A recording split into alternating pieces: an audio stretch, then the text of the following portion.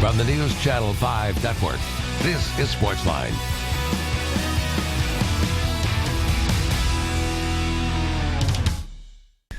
Hey there, SportsLine on your television. Steve Lehman here with you. Glad you are here with us on this Wednesday night on News Channel 5+. We've got several things to get to tonight. Of course, the NFL Combine kicking off today in Indianapolis. John Burton is up there. We will get a report from him coming up in a little bit from up there in Indy.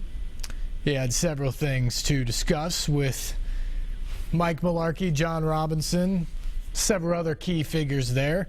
Really just an interview day today. Tomorrow's when we start to see some guys on the field actually going through some of the drills and workout stuff that you typically expect from the Spandex Olympics, as they like to call them, in Indianapolis. Also tonight on the program, we'll hear from Dansby Swanson, former Vandy boy, star of the Commodores, who, by the way, are now 5-0 this year after beating Eastern Illinois 9-1 today. But Swanson, one of the fan favorites from the incredible runs that the Commodores have had each of the past 2 years, winning the national championship in 2014, getting to the final series before losing to Virginia last year in Omaha.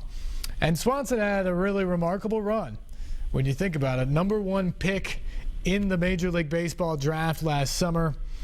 But now he's had very interesting runs since then throughout the course of his first summer in pro ball and now looking into year #2 as a big league player with the Atlanta Braves.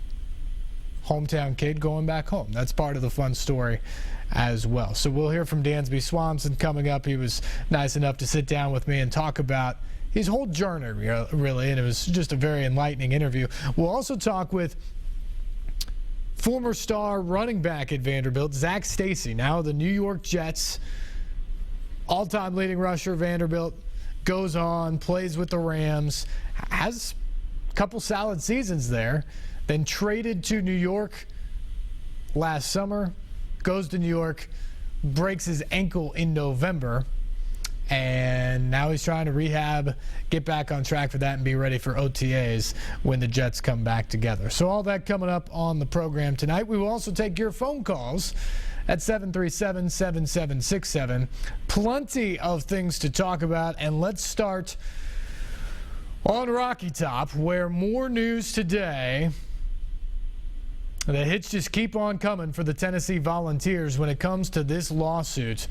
We all knew going in, 6 unidentified women, Jane Does, filed a federal lawsuit last week alleging a Title IX complaint against the University of Tennessee. And essentially what they have said is that there is a hostile sexual environment on campus, and that when athletes have been the perpetrators of sexual assaults, specifically those in the football program or men's basketball, that the university has contributed to an environment in which resources were scarce for victims and that the system was biased in favor of the athletes. Those were the allegations that we heard last week. Of course, yesterday we see a press conference with all 16 Tennessee coaches, including Butch Jones, including Rick Barnes, Holly Warlick, and others, stepping out in front of this and saying, look, we're tired of the public image hit here. We want to talk about the good things at Tennessee and the fact that this culture is not rotten. This is a great place to send your kid to go to school. It is a great place for athletes to want to come play, and that we don't have a problem. Today, the next hit. Another file added to the complaint in federal court here in Nashville, actually, alleging a couple things. One detail thrown into the mix directly affecting Butch Jones is that Dre Bowles, a former wide receiver on the Vols football team, helped one of the victims. The victim that was assaulted by A.J. Johnson, star linebacker for Tennessee, and Michael Williams, who was a cornerback. Bowles helped her find treatment after the alleged assault. Well, shortly thereafter, in the Tennessee football facility, Bowles was intimidated and actually punched in the face by Kurt Maggitt, another star linebacker, who in the brief basically says, you're trying to tear down AJ, you're trying to break this team apart, and then he punches Bowles in the face.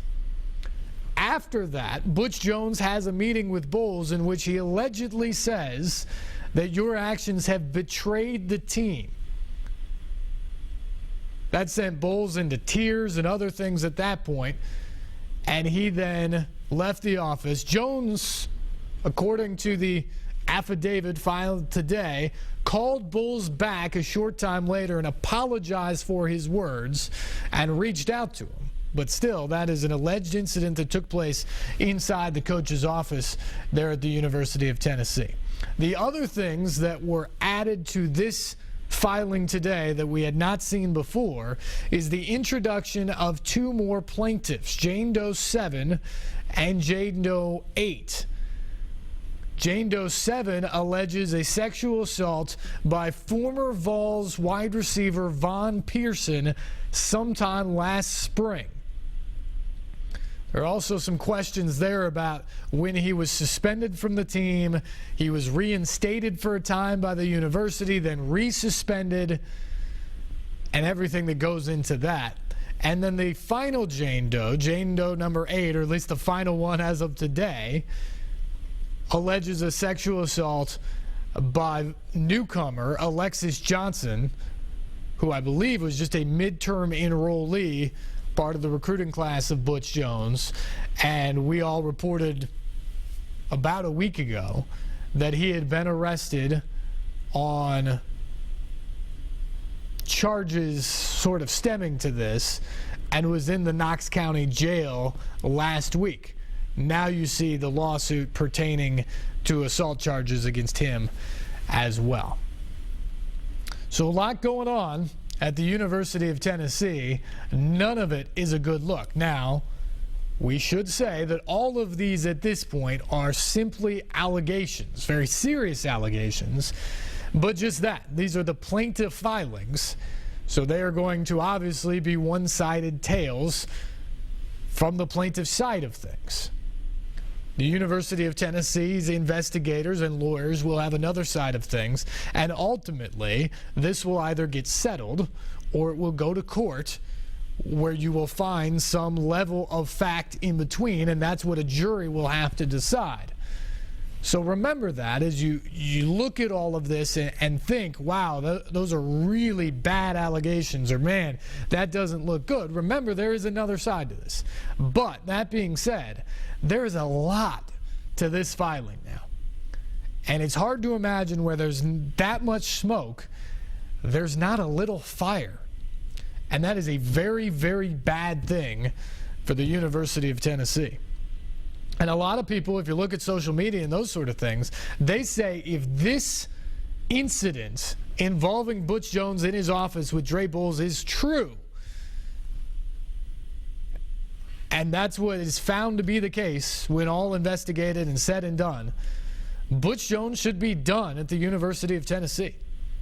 What do you think about that? 737-7767 is our number here on the program. It's certainly ugly.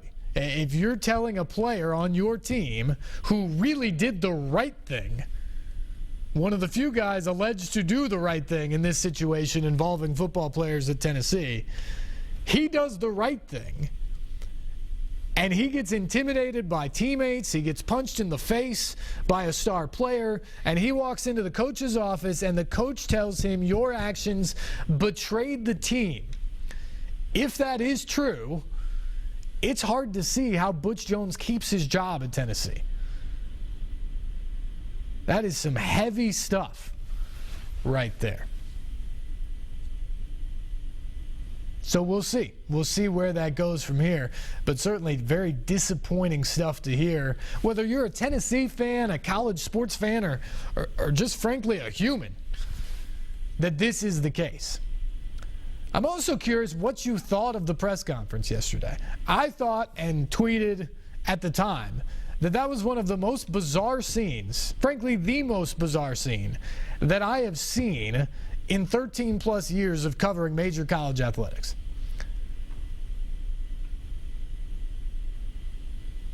In a lot of ways, it was a no-win situation for them because everyone at Tennessee has been instructed not to speak on the lawsuit. That's understandable. That's what lawyers tell you to do. That's operating procedure. But clearly, the press conference with 16 coaches had everything to do with the lawsuit and the public relations hit that they are taking. But they started off the press conference by saying we can't talk about it. And so then they sort of skirt around the issue for an hour. And most of the stuff they had to say, frankly, had nothing to do with the issues that are at hand here. Tennessee's a great university. Tennessee has a good sports program. I've met a lot of people who went to the University of Tennessee. I'm sure you know several. Maybe your kids went there. Maybe you went there. You probably had a good experience, or they had a good experience. I think all that's true, and that's a lot of what was said yesterday. But that's not necessarily involved here. That is a mutually exclusive thing to what has been alleged in this lawsuit. And that's what they didn't really touch on. And worse yet, when you have coaches stand up there to talk about this, but yet they kind of have to stay away from certain things, you get things like the cringeworthy moment yesterday when Holly Warlick was talking about how Tennessee student athletes, female student athletes, are treated incredibly well, exceptionally well on campus there. And her justification for that was the fact that when they need something, they get it. If they need a pair of shoes, they get a new pair of shoes. Whatever they need, they get. That's a fair point, and it speaks to the commitment to championships and excellence on the field or court that Tennessee has.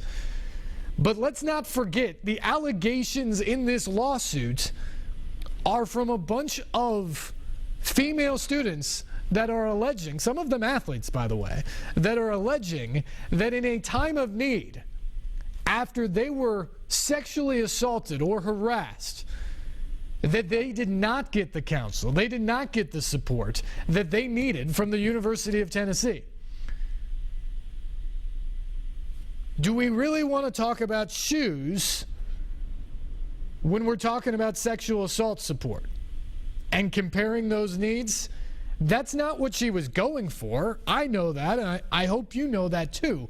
But that's the point. When you trot them out there to a roundabout way talk about the sexual assault case against the University of Tennessee, it's hard to not look at comments about needs and shoes and think that's a woefully inadequate comment when dealing with a lawsuit about sexual assaults and the culture on campus that allows that to go on and protects student athletes that may have been a part of them.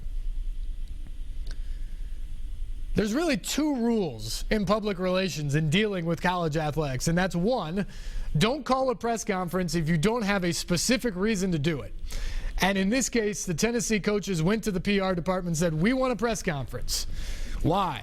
Well, we want to talk about some things. You can't talk about the lawsuit. Well, we're going to talk about some other things. So when they sent out the PR release, they had no stated topic. So there's rule number one that they violated right away. They had a press conference with no real topic or boundaries other than they couldn't talk about the lawsuit. They could just sort of dance around it. And then the second thing is don't ever let coaches or athletes ad-lib about sensitive or potentially offensive material. And that is what everything is being talked about here. And that's how you get the situation like what you saw with Holly Warlick yesterday. And other cases, certainly less harmful and less good for analogies. But several other people talking about yesterday that our student athletes have great experiences here. By and large, my student athletes get well with the men's track team, or the swimming co-ed team gets along well together. I'm sure that's true. Like I said before, the University of Tennessee is a great place, has a great athletic program, good education, all of that stuff. And for the 30,000 plus students that are involved there, by and large, they don't experience sexual assault or harassment. And they have great experiences at the University of Tennessee. What this lawsuit claims is that for a handful of victims, they were met with resistance in trying to report it. They did not get the support they needed, and in fact, they felt intimidated by the process at Tennessee because of how big the athletics machine is. We'll find out how accurate that is at some point here as this continues to play out. But those are the allegations, and they're darn serious. It doesn't paint the entire university or even the entire athletics program. But yesterday was not a good look. Today's filing is not a good look. And yet at this point, no one from Tennessee has stepped up and said, look, these are very serious allegations. We've got to address this at some point, at least investigate it to the furthest extent that we possibly can and make sure nothing is going wrong here. To this point, they've fought it. They've said, we don't believe this is the case here. We're going to go at this. So they better be right, ultimately, because to this point it's been a bad look in the midst of a legal filing that is very serious and has everyone locally and even nationally has their attention on Rocky Top and that athletics program. Want to hear from you tonight, your impressions of that press conference yesterday, your impressions of what you've heard so far from this case. And what happens to Butch Jones? If this, what is said in this filing today, that he told a player on his team that helping a rape victim was a betrayal of the team, what do you do to Butch Jones if that is indeed the case? 737-7767 is the number. Stay tuned. You're watching SportsLine here on News Channel 5+.